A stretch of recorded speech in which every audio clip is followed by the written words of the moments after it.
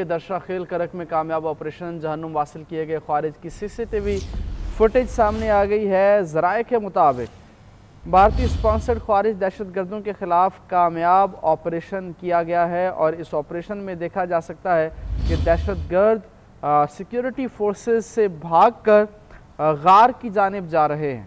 Video में यह भी वाज़ेह तौर पर देखा जा सकता है कि ये दहशत गर्द हैं जिन्हें जहन्नुम वासिल किया गया है। ऑपरेशन फितनल खारिज के मुल्ला नज़ीर ग्रुप के खारिज की मौजूदगी की इत्तला पर यह किया गया है। ऑपरेशन में 7 से 10 खारिज के ज़ख्मी होने की इत्तलात भी हैं। जहन्नुम वासिल फितनल खारिज के दहशत गर्द मुख्तलिफ़ कार्रवाइयों में मुलव्वस थे। पाक फ़ौज और सिक्योरिटी इदारे दहशत गर्दी के नासूर को ख़त्म करने के लिए पुरज़्म हैं। ये मनाज़िर हैं दरशा खेल करक में, जहाँ पाक फ़ौज ने सिक्योरिटी फोर्सेस ने कामयाब ऑपरेशन किया है। जहन्नुम वासिल किए गए खारिज की फुटेज सामने आ चुकी है। भारतीय स्पॉन्सर्ड खारिज दहशत गर्दों के ख़िलाफ़ कामयाब ऑपरेशन किया गया है। सिक्योरिटी फोर्सेस ने इंतहाई पेशा वराना महारत से दहशत गर्दों के ठिकाने को निशाना बनाया है। सिक्योरिटी फोर्सेस ने ऑपरेशन में 17 भारतीय स्पॉन्सर्ड खारिज जहन्नुम वासिल किए हैं।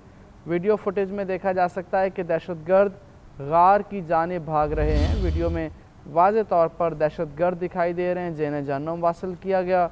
ऑपरेशन फितनल खारिज के मुल्ला नज़ीर ग्रुप के खारिज की मौजूदगी की इत्तला पर किया गया। ऑपरेशन में 7 से 10 खारिज के ज़ख्मी होने की इत्तलात हैं। सिक्योरिटी ज़राए के मुताबिक जहन्नुम वासिल फितना खारिज के दहशत गर्द मुख्तलिफ़ दहशत गर्दाना कार्रवाइयों में मुलव्वस थे। पाक फ़ौज और सिक्योरिटी इदारे दहशत गर्दी के नासूर को ख़त्म करने के लिए पुरज़्म में। दरशा खेल करक में कामयाब operation brigadier retired Masood Ahmed Khan साहब हमारे साथ मौजूद हैं। ब्रिगेडियर साहब, एक बार फिर से शुक्रिया आपके टाइम का। अब तो सीसीटीवी फुटेज सिक्योरिटी फोर्सेस की जानिब से जारी की गई है और इसमें यह भी देखा जा सकता है कि 17 जहन्नुम वासिल हैं और 7 से 10 ज़ख्मी भी हो चुके हैं।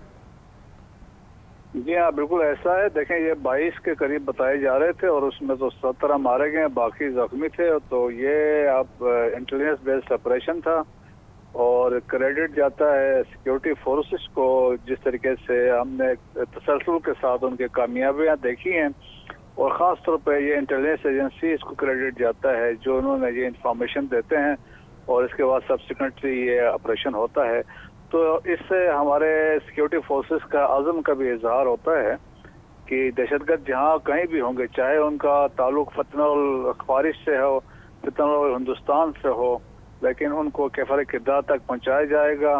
और जिस तरीके से हमने अभी रिसेंट ऑपरेशन देखे हैं, चाहे वो वजीरिस्तान में थे या संबाजा में बुज़ोब के इलाके में थे, अभी ये जो हुआ है करक के इलाके में, ये तसल्सल के साथ जो बड़ी तश्कीलें आ रही थी उनको कैफर किरदार तक पहुंचाएगी और इंशाल्लाह आगे भी इसी तरह होता रहेगा। ब्रिगेडियर साहब, जिस तरह के इत्तलात इससे पहले भी आई कि तालिबान के आपसी इख्तलाफात हैं, जिस तरह मुल्ला नज़ीर ग्रुप है और गुल बहादुर ख़ान ग्रुप है, तो इनके इख्तलाफात की बुनियादी वजूहत क्या हो सकती हैं?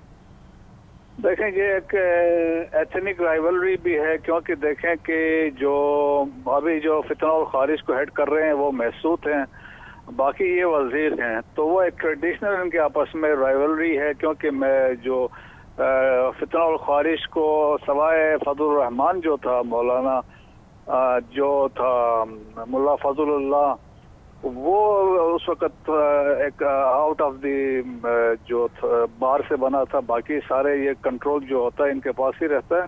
सो वो नहीं चाहते हैं कि कोई और आके इसकी रिस्पॉन्सिबिलिटी को टेक ओवर करें और इस वजह से वो भी राइवलरी है। फिर आपस में फाइनेंसेस के ऊपर है, क्योंकि फंड्स बाहर से आ रहे हैं और उसको यूज़ करते हैं, तो उनमें भी है।